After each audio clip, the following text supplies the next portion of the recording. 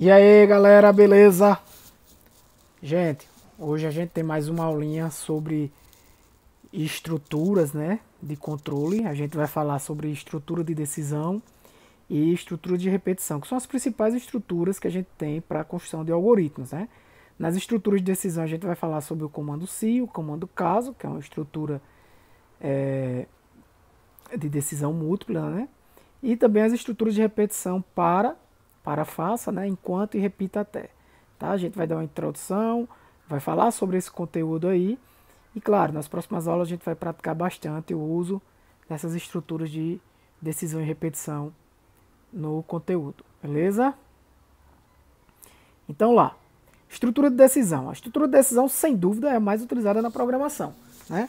É a estrutura que vai te permitir fazer desvios no programa, tá? Então o objetivo é identificar o conteúdo de uma condição e direcionar o fluxo do programa para um determinado cálculo, rotina, desvio, função, enfim. Então ele vai verificar uma condição e vai determinar em que sentido o fluxo do programa vai continuar, tá? Então, a estrutura de decisão se, que é a estrutura de decisão mais simples, né? A estrutura de decisão se, ela permite que se realize um desvio no programa, né? Você vai fazer, se certa condição acontecer, realize esse bloco de instruções. Se não, realize o outro bloco de instruções, tá? Com este comando, podemos desviar sequências de execução para que, caso uma condição seja satisfeita, um conjunto de comandos executado, né? É o que eu acabei de dizer. A sintaxe do uso dessa estrutura de decisão, claro que isso é uma sintaxe, isso é um pseudocódigo, né? Cada linguagem de programação tem a sua sintaxe, né? Nos códigos que a gente está fazendo nesse curso aqui, a gente está usando o VisualAlg, que utiliza uma linguagem com palavras reservadas em português, né? Para facilitar o entendimento, já que é um curso de introdução, né? Para quem nunca programou. Facilita o aprendizado. Então, se entre aí o menor e o maior, né, esse símbolo de menor e maior, tem a condição. Essa condição é o que vai determinar se o conjunto de comandos 1 ou o conjunto de comandos 2 será executado, né? Se essa condição for verdadeira, o conjunto de comandos 1 vai ser executado. Caso essa condição seja falsa, o conjunto de comandos 2 vai ser executado. Então não esqueça de escrever então, né, nesse caso aqui dos nossos exemplos, tá? Podemos ter também só isso, se, condição, então, né? Uma condição, se caso acontecer, faça isso. E se não acontecer, continue o programa normalmente, né? Não teria diferença. Então, se a condição for verdadeira, será executado o conjunto de comandos 1, como eu falei para vocês. E, se ela for falsa, conjunto de comandos 2. Beleza?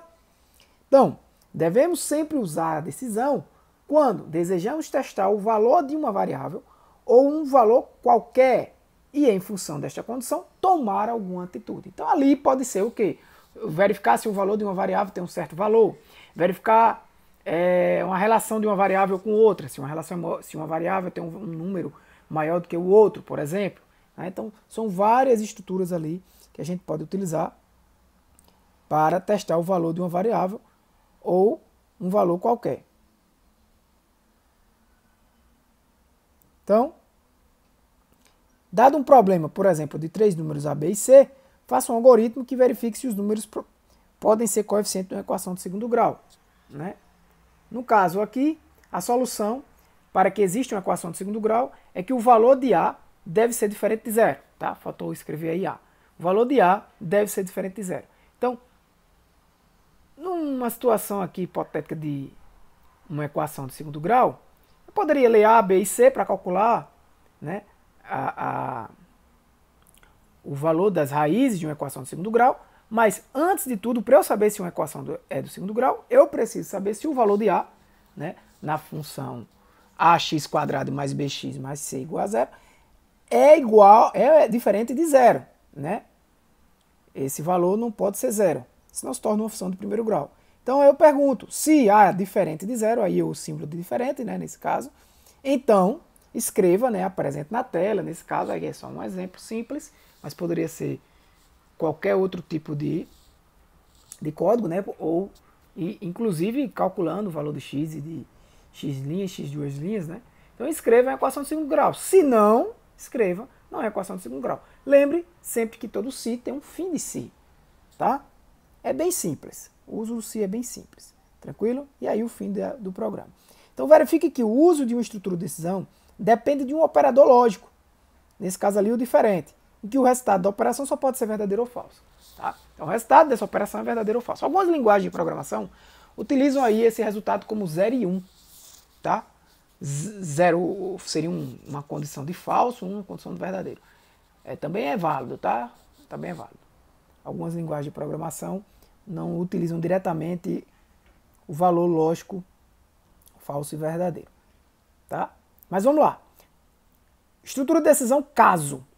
Né? Testa várias condições. Veja que o se ele testou ali uma condição, se é verdadeiro ou falso. Aqui eu testo várias condições para uma mesma variável. Então eu vou considerar que essa variável ela pode assumir mais de 2 valores.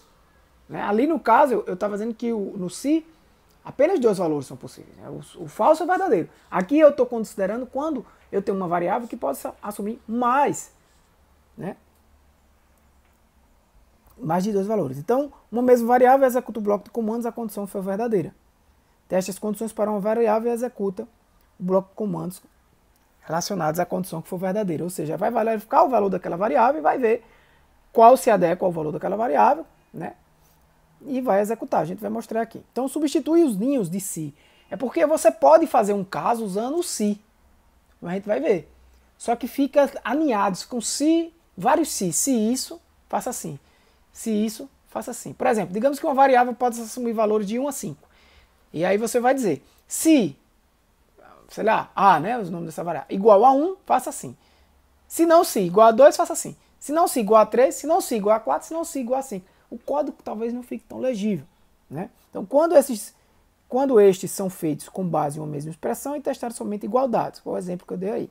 Então, com o uso do caso, você vai fazer caso, aí o identificador da variável, né? A variável tal lá, digamos, a variável A. Aí você vai botar o operador 1, operador 2, operador 3 e aí o bloco de comandos ao lado. Né? Ou seja, caso A seja, sei lá, aí nesse operador 1 pode ser caso A seja 1, ou caso A seja 2, ou caso A seja 3, ou caso A não seja nenhum, nem 2, nem 3, nem 4, nem 5. Né? Aí eu só fui até 3, digamos, eu poderia continuar com 4, com 5. E aí OP1 significa o valor, né, do operador. Né? No caso, a gente vai mostrar que a gente utiliza escolha caso, né? No caso da sintaxe. Mas no caso aqui desse pseudocódigo, né, no caso desse pseudocódigo usando essa estrutura caso, aí OP1 seria o valor da variável, tá? Caso, aí OP1 seria um valor da variável. Se fosse aí em lugar de OP1 poderia ser o número 1. OP2 ser o número 2. Aí 2 pontos. Faça o que se for 1? Imprima na tela, faça uma função, faça um loop, chame outro algoritmo. O que é que você quer fazer caso o valor dessa variável seja o valor que está no OP1? E caso seja o que está no OP2? E caso seja o que está no OP3? Poderia continuar. Caso seja o que está no OP4? Caso seja o que está no OP5? Outro caso nenhum desses. Faça o quê? Né? Então, a cláusula outro ela é opcional, nem sempre você precisa colocar, tá? Mas ela é interessante, porque pode ser que algumas variáveis não tenham valores que o valor que ela recebeu lá não esteja dentro de um daqueles casos. Aí vai depender do seu código, do que você precisa fazer. Beleza? Então, no exemplo do estado civil, por exemplo, no exemplo do estado civil é uma variável, e dependendo do valor que ele conter, no momento, um dos 4 comandos será executado. Por exemplo, aqui, ó, caso o estado civil é S, escreva solteiro. C, escreva casado. D, escreva desquitado. V, escreva viúvo. Fim de caso. E tchau. É simples? Simples. Muito simples. Né? Se eu fosse fazer isso com si, complicava um pouco, né? Complicava um pouco. Mas vamos lá. Entrando agora em estrutura de repetição. Beleza, gente? Estrutura de repetição. Também conhecido como laço ou looping. Isso aqui é o assunto. Agora eu começo com vocês o assunto, digamos assim, mais importante até agora que a gente viu, que a gente está vendo, tá? Porque os laços muitas vezes são difíceis de alguns alunos compreenderem a execução de alguns laços. Alguns têm facilidade com o uso de um tipo de laço de repetição, enquanto outros já têm facilidade com outros. Então, preste atenção que a partir de agora o sentido dos algoritmos muda um pouco. Não vai ficar só naquela execução sequencial e com alguns desvios caso eu utilize um se, um caso o que for. Tá? Eu agora vou ter o algoritmo se repetindo, o algoritmo sendo executado diversas vezes. Né? Então a repetição permite que uma tarefa individual seja repetida um número determinado de vezes ou até uma condição seja satisfeita. Ou seja, imagina aí que eu fiz um algoritmo como vários que a gente já fez. Né? Mas a gente executa aquele algoritmo uma vez e ele conclui, né? Fim do algoritmo. Eu já mostrei a vocês alguns exemplos usando laço de repetições, lá nos fluxogramas, né? Naquela primeira parte, mostrando alguns pseudocódigos mais simples para vocês já terem uma ideia do que é um laço de repetição, mas ali na ideia de uma lógica. Agora a gente vai começar a entender como isso pode ser implementado, né? E as próximas aulas a gente vai de fato mostrar alguns algoritmos e implementar depois, claro. Então, a repetição permite que uma tarefa individual, como qualquer algoritmo daquele que a gente fez até agora, seja repetida, como se a gente fizesse esse algoritmo fosse repetido várias vezes, né? Até que a condição seja satisfeita. Por exemplo, esses 3 exemplos aqui. Baterei 5 pênaltis. É uma repetição. Bater um pênalti é uma coisa. Bater 5 pênaltis é outra coisa. Eu bati 1, bati 2, bati 3, bati 4, bati 5. Mas foi uma repetição de 1 até 5. Eu fiz aquela ação 5 vezes. Outro exemplo. Enquanto tiver saúde e dinheiro, irei desfrutar a vida. O que é que quer dizer isso? Existem 2 condições aí.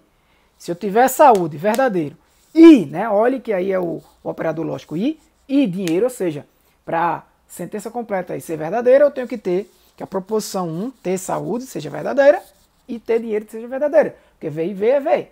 Né? Então, irei desfrutar a vida. Então, enquanto isso for verdadeiro, eu vou executando o laço. Cuidado que para esse enquanto aí, para esse laço aí, eu posso nunca acabar, né? Nunca acabar. Porque enquanto existir V e V aí, nessas 2 condições, vai sempre ser V. Então, cuidado com os laços infinitos. Né? E vou atirar pedra no vidro até que quebrá-lo. Observa essa terceira estrutura. Ele já tira uma pedra. Ele não existe... Por exemplo, não existe uma condição para ele executar a primeira ação. Ele vai lá e atira. A partir da segunda pedra é que eu vou ter uma condição. Eu só vou atirar a segunda pedra se aí o vidro ainda não quebrou. Aí existe uma condição. Mas a primeira pedra eu atiro. Pá! O vidro quebrou?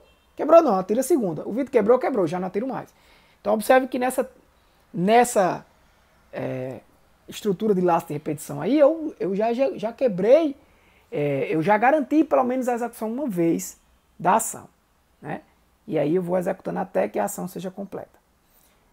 Então, a utilização dessas estruturas descritas vai permitir expressar a solução para uma gama de problemas. Né? E todas as linguagens de programação oferecem uma forma de apresentar essa estrutura. Então, vários problemas, gente, vários problemas são solucionados com laço de repetição.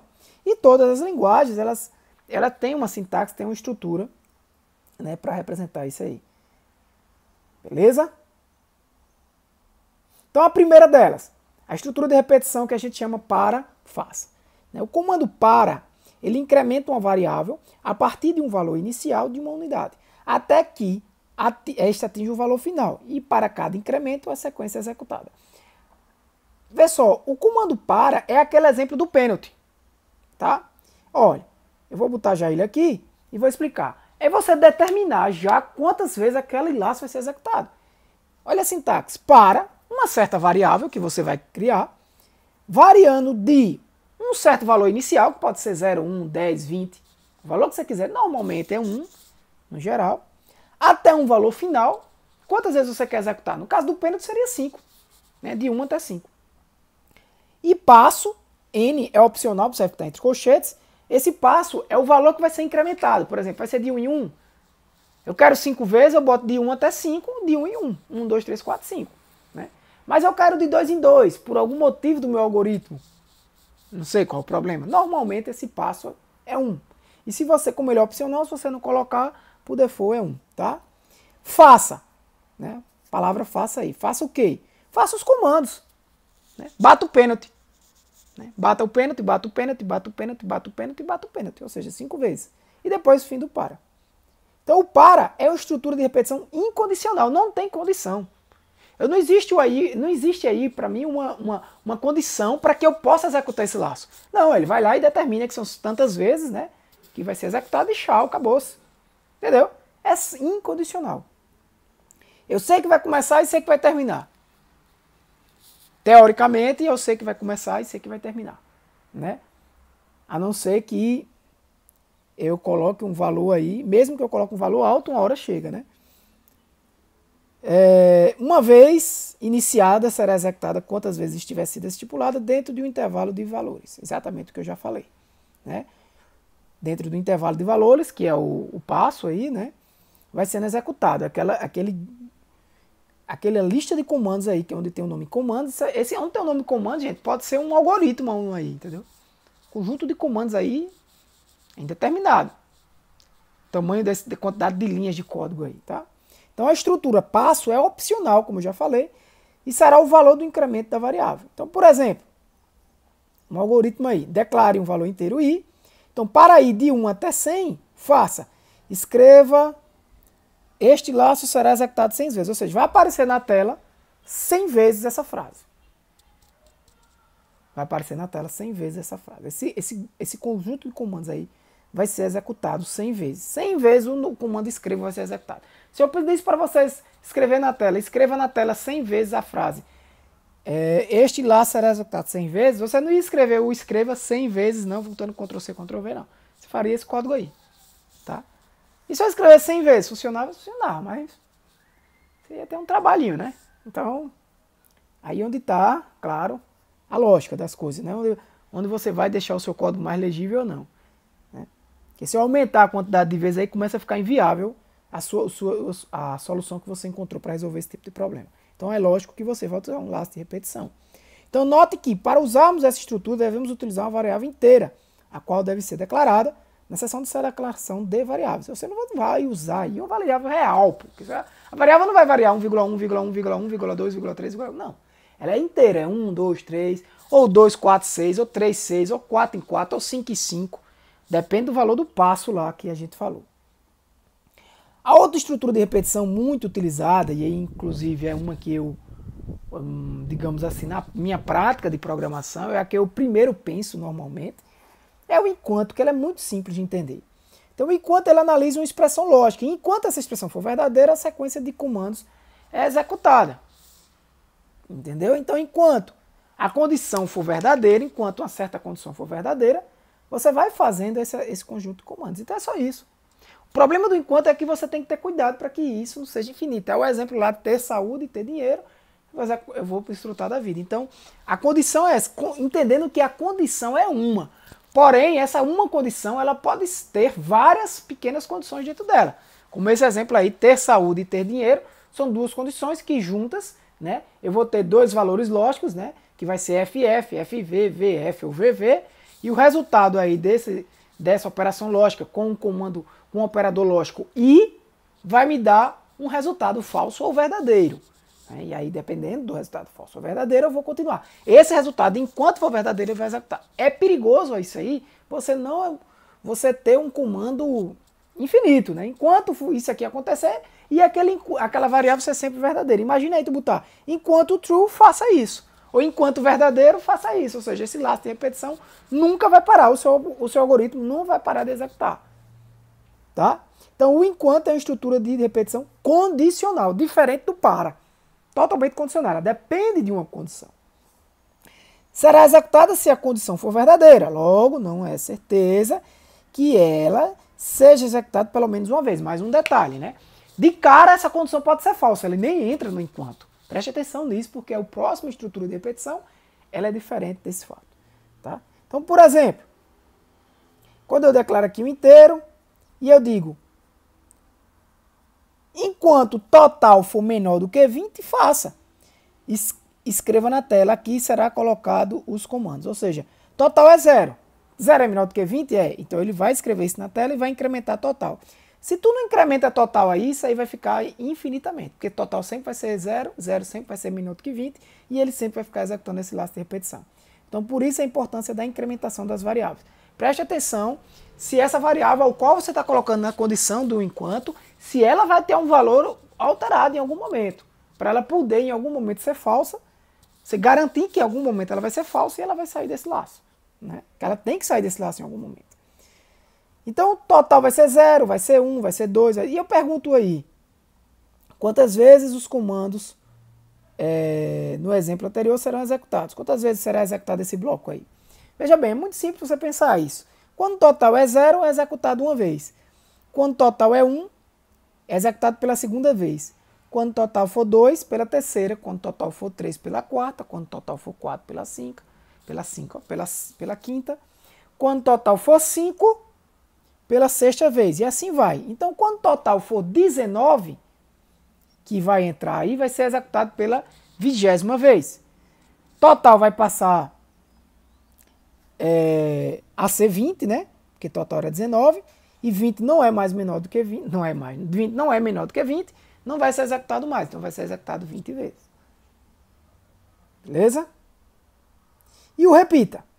O comando repita executa a sequência até que o valor retornado pela expressão lógica seja verdadeiro. Ou seja, repita esses comandos aí até que alguma condição seja verdadeira. Enquanto o outro enquanto aquilo ali for verdadeiro, né, execute. Ou seja, no momento que a condição for falsa, no caso do enquanto ele sai, aí é o contrário. Né? Repita até que seja verdadeiro. Ou seja, quando for verdadeiro, ele vai sair do laço. Né? Quando essa condição for verdadeira, ele vai sair do laço. Então, repita é uma estrutura de repetição condicional e incondicional, pelo menos uma vez. O que é que está querendo dizer com isso? O repita é uma estrutura de repetição condicional ou incondicional. Ele é os dois. Ele é condicional, mas ele é pelo menos uma vez incondicional. Por quê? Porque eu garanto que esse conjunto de comandos inicialmente é executado. Eu digo, repita, executa o conjunto de comandos. Depois é que eu vou ver as condições. A condição ou as condições, né? Mas claro que as condições juntas no final é uma condição só. É uma resposta só, o verdadeiro ou falso. Né? Então, no final é que eu vou ver isso. Então eu garanto que uma vez ela é executada, ou seja, ele é incondicional pelo menos uma vez. Né? Então, será executado se a condição do até for verdadeira. Né? Observe que, neste caso, a primeira vez sempre será executada independente da condição, que eu acabei de falar.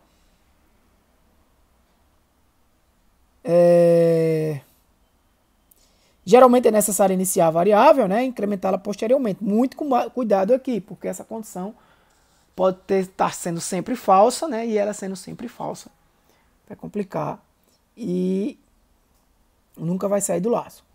O exemplo aí, né, total começa com 0, escreva, incremente total até que total seja maior ou igual a 20. Então preste atenção, quando total é 0, ele escreve total depois vira 1. 1 é maior ou igual a 20? Não, falso, né? Então ele entra de novo no repita. Ele vai repetir. Então, ó, quantas vezes os comandos no exemplo anterior são executados? É a mesma coisa do outro no sentido da lógica do programa. Mas preste atenção aí que eu garanto que pelo menos a primeira vez ele vai ser executado e o total é 1. Então, quando o total é 1, quando a primeira vez que o total vai verificar se é maior ou igual a 20, o total já é 1. Né? Então, 1 é maior ou igual a 20? Não, é falso. Então, eu continuo. Repita até que isso seja verdadeiro. Então, eu continuo. Então, quando eu imprimo a segunda vez, total é 2. Quando eu imprimo a terceira, total passa a ser 3. A quarta, 4. A quinta, 5. Então, quando eu imprimir a 19ª vez, total é 19. 19 é maior ou igual a 20? Sim ou não? Não. 19 não é maior ou igual a 20. Então, eu vou lá e imprimo a 20ª vez. Quando eu imprimir a 20ª vez, total vai ser 20. Beleza? 20 é maior ou igual a 20? Sim. Aí é verdadeiro, ele sai. Se eu tirasse esse igual aí, ele iria mais uma vez, porque 20 não é maior do que 20. Né? Beleza? E aí, alguns exercícios que eu deixo para vocês praticarem, né? Para a gente também discutir nas aulas síncronas, né? Faça um algoritmo que lê um número e diga se ele é par ou ímpar. Como é que eu resolvo isso? Para saber se o número é par, você deve dividir o número por 2 e o resto da divisão deve ser 0. Ou seja, tem um operador mod que calcula o resto da divisão. Beleza? Complemente o algoritmo e faça um laço entre 1 e 100, informando se o número é par ou ímpar. Mesma coisa. Você vai primeiro fazer esse algoritmo. Se o número mod 2 for igual a 0, né? Ele é par. Né? Se o resto da divisão é igual a 0, ele é par. Aí eu quero botar isso no laço agora. É só botar por fora, botar esse código que eu acabei de falar dentro de um laço de repetição. No caso, ele está dizendo aí que é determinado já de 1 a 100, né? Então você vai fazer um par de 1 a 100. Está dando a dica, né? Esse aí, faça um algoritmo que para montar um menu de tela com 5 opções. Cadastro, adição, consulta, exclusão e sair. Lê a opção escolhida e chame a função correspondente. Bem, isso aí você vai usar o caso, né? Caso o valor, escolha o caso, né? Veja lá a sintaxe do Visual Alg. For 1, vá para a tela de cadastro. For 2, vá para a outra tela informada, né? Terceiro exercício, faça um algoritmo que lê 5 valores reais e faça seu somatório. Muito simples, né? Você vai fazer um algoritmo que vai fazer, pode usar um enquanto o contador, você cria uma variável de controle aí, enquanto o contador for menor ou igual a 5, você vai fazendo. Ou enquanto o contador for menor do que 5, você vai fazendo. Então você faz contador iniciando com 1, né? Então 1 é menor do que 5, 2 é menor, 3 é menor, 4 é menor. Então enquanto for verdadeiro, vai fazendo. 5 é menor ou igual a 5, vai fazendo. Entrou 5 vezes lá, você vai lendo vai toda vez ler essa variável que ele escreveu, escreva um número, e aí em outra variável você vai somar o valor que ele escreveu com o valor anterior. Então você precisa ter uma variável de acumulação aí para ir somando esses valores, né? E aí eu já estou falando no caso usando um laço, né? Que é o segundo item. Eu faço o algoritmo usando o laço dentro dele, lendo a variável por variável, beleza? A soma deve ser sempre atualizada de acordo com o novo valor. Então refaça usando enquanto. Eu falei aqui do enquanto, mas você pode fazer usando repita, usando para, né? E usando o repita. Treine, pessoal. Vocês precisam treinar. Esses exercícios a gente pode discutir nas aulas síncronas, tá? Faça um algoritmo que lê 3 números e determine o maior entre eles. Esse aí é muito simples, né? Você vai criar o número maior e o conte, né? Você vai perguntar, lê A, B e C. Se A for maior do que B, B é o maior. Se não, A é o maior. Depois, se A é maior do que C, A é o maior. Se não, C é o maior. Porque se C for maior do que A e A é maior do que B, consequentemente C também é maior do que B. Refaça usando também estruturas de repetição. Nesse caso aí da estrutura de repetição, você pode refazer para que o código não acabe, né? Você fique sempre trabalhando naquele laço ali até que o usuário diga que quer sair do sistema.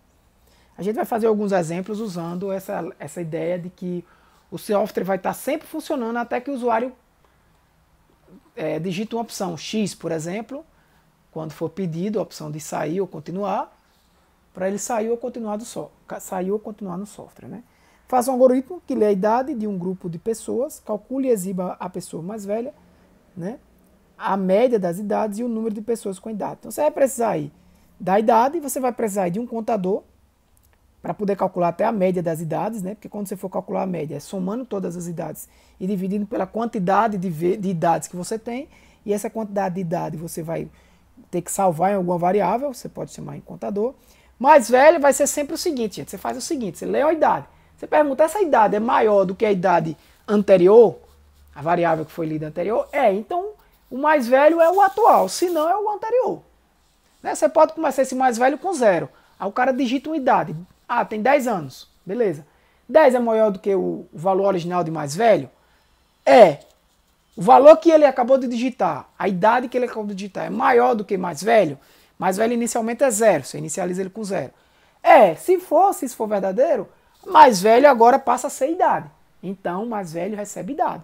Pronto. Na próxima, quando ele digitar o nova idade, se for 5, ele vai perguntar, a idade é 5 agora. 5 é maior do que mais velho? Mais velho agora é 10. Não é, então não vai. Mais velho continua sendo 10. E assim vai. Né? É 15. Na próxima, 15 agora é a idade. Idade, que é 15. Idade é maior do que mais velho, ou seja, 15 é maior do que 10, aí ele vai ser. Aí mais velho já vai receber o novo valor, o novo valor de idade, que no caso é 15. Então mais velho agora já vai ser 15. E sempre mais velho vai ter o maior valor. E aí você também pode ver, contar, né, o número de pessoas acima de 20. Então toda vez que tiver alguém com mais de 20 anos, você cria uma variável maior que 20 para contar. Refaça usando outras estruturas de repetição, ou seja, o que eu estou querendo dizer aqui, mude o algoritmo deixando o laço dinâmico. O que eu estou querendo dizer aqui, utilize as 3 estruturas de decisão que a gente falou, beleza? Então, concluímos aqui essa aula, tranquilo?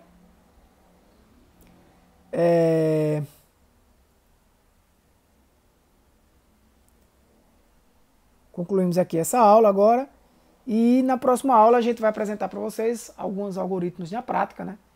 Mostraremos a solução de alguns algoritmos utilizando todas essas estruturas de controle que a gente acabou de estudar. Tá? Tanto decisão com ciclo, com caso, vários exemplos com laço de repetição. As 2 próximas aulas vamos falar sobre isso, tá? E aí é muito importante que vocês assistam e tentem entender. E só parem quando entender todos os algoritmos que a gente vai praticar nas próximas aulas. Beleza? Então é isso aí, galera. Valeu, por hoje é só. Um abraço a você, que Deus te abençoe, meu irmão. Fui!